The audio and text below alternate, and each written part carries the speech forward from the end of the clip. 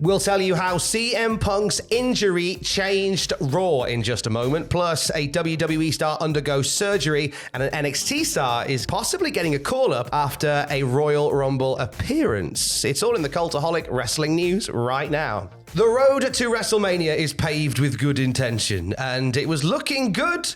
It was looking like a nice linear journey, a long roadmap, and then we've gone left at the traffic lights, and we're in a funny old way now. How are we getting to Mania? It looked really good, Tom. It looked like a really good WrestleMania, and now I'm getting flashbacks of WrestleMania 32 when everyone was bloody injured. Oh God! It's still Don't do that. It's still going to be a good WrestleMania, but as you said, there's sort of little road bumps in that goddamn road. CM Punk's injury, of course, is the big thing, and you know, it changed Raw plans, and no doubt it's going to change WrestleMania plans. Fightful Select reporting the creative on Raw adjusted from what was planned as of Saturday night at the Royal Rumble. We're told this is directly tied to CM Punk's injury, and that the Seth Rollins and Cody Rhodes segment was added as a result of Punk's injury. They've turned the stuff around for that really quickly. Yeah. Like, I love the way that they've put it together, where you've got Seth dropping these videos online, sort of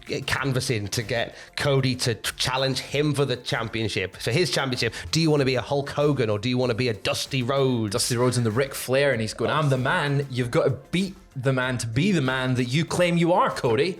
Do you think in some way this adds too much of a sully to the Universal title?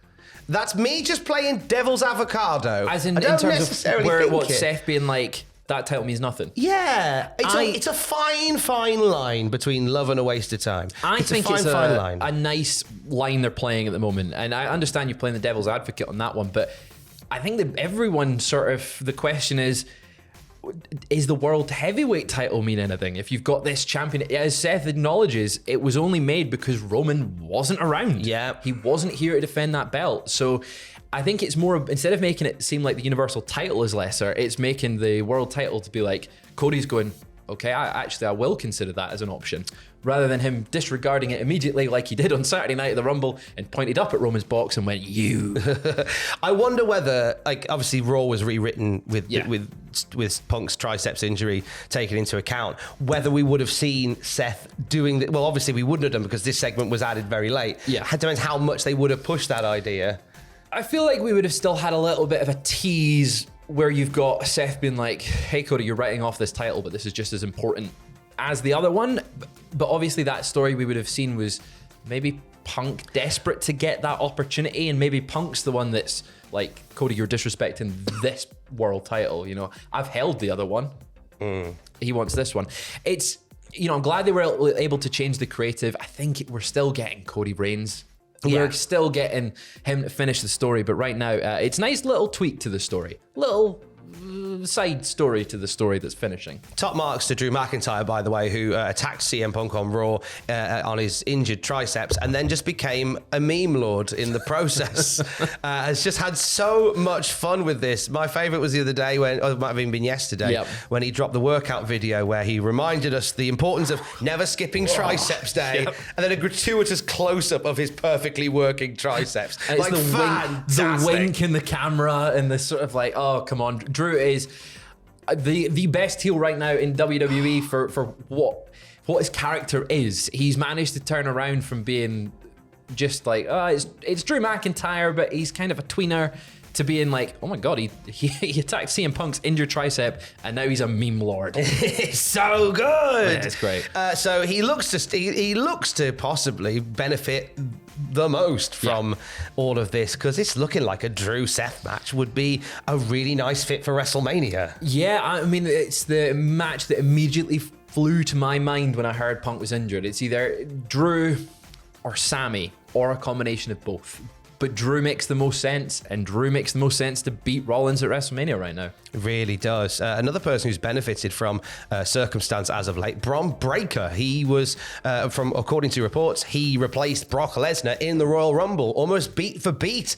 Replaced Brock Lesnar to the point where, like, so when Dominic Mysterio eliminated Bron Breakker, and then that comes out about him replacing Brock, I was like, so Brock was going to get eliminated by Dom. That's incredible. And it's Dominic Mysterio is one of one of the best talents WWE's got in terms of good. He's good at what he does. He knows his role perfectly, and he's really funny with it. And he's a great, and a big moment like that in the Rumble would have meant so much for him. And still eliminating Bron Breakker still means quite a bit, because Bron is being positioned as one of the hottest up-and-comers in all of WWE. And was certainly being positioned as a main roster guy. He called the main roster his home after his Royal Rumble appearance, but House of Wrestling have followed up on a few bits regarding that. Yes, he said, as we noted last night in a report about Bron Breakker's WWE status, we had not heard that WWE was ready to move him to the main roster full-time yet.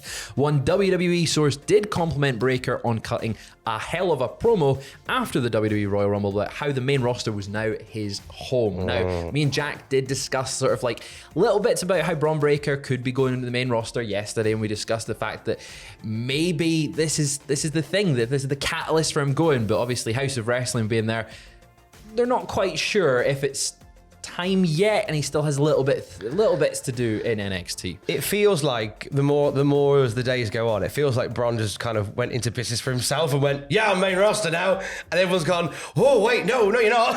Hey, look, I'm on SmackDown now. If Bron Breakker says that, and you're the assistant that's got to go up and tell him, no, Mr. Breakker, you're actually still in NXT, I would be terrified. Have you seen him? Have you seen him? He is a big boy, and he is a fast boy. The spear on Ivor. Oh my God. Brutal. He's the best spear in the business. Oh, cheers, mate. Goldberg's crying. Yeah. Danny Palmer from NXT, sidelined. She's undergone double hip surgery. On Instagram, she had a photo of herself in hospital saying, this year so far has been chaotic, scary, but beautiful, and nothing like the plan I had in mind for 2024. But I have a piece that makes no sense because I know the author of my story. I have double hip surgery this year, and God is great because I knocked. And so this is an unexpected turn of events for Danny Palmer. Her tag partner Sol Ruka is out with an ACL injury from last May. Yeah, it seems like there's no luck for that tag team right now. No. I'm sure we will see Sol Ruka back in the ring at some point soon. It feels like we're getting to that time where we'll get reports, she's maybe coming back. It just really sucks that Danny Palmer's momentum has been halted and she's going in for surgery. Hopefully the surgery is a success. It helps with the injuries she's been facing, but not the best time for her. The momentum, however, very much in the corner of Tiffany Stratton, who looked fab in the Rumble. Right? Like when you're looking at all the people that were in the Rumble and the standouts, you've got Jordan Grace, phenomenal. Jade Cargill, oh yes, Tiffany Stratton, and Bayley. That is a good group to be involved with. And she's got a lot of people talking, hasn't she? Indeed. PW Insider says there's lots of talk backstage at Monday Night Raw earlier this week about Tiffany Stratton's performance in the 2024 Royal Rumble. PW Insider Elite has learned that there have been pitches for Stratton to come to the Raw roster. While they have not confirmed that this is 100% set in stone, there are some who would believe she is main roster bound as early as next month. Now, put her in the goddamn chamber. Oh, yes! Put her in the chamber. Imagine the prettiest moonsault ever off the top of a pod. Oh, do not threaten me with a good time, Fraser Porter. That would be beautiful. The report came out yesterday. Yes. So I would assume that early as next month could mean this month. So the chamber... It's February. It's February, It's baby. February. We've made it through January, all 497 days of it. Well done. My God. Have a biscuit. So it could be chamber. It could be chamber. Great. That's in 24 days' time as we speak right now. I think that would be a solid place to debut her. Have her in the chamber, have an incredible performance. Maybe have her eliminate a couple people and then have a spot in Mania. You're laughing. Oh, look at that. Look at that. Hey, we'll have more wrestling news for you throughout the day at cultaholic.com. Stay safe. Love you. Bye.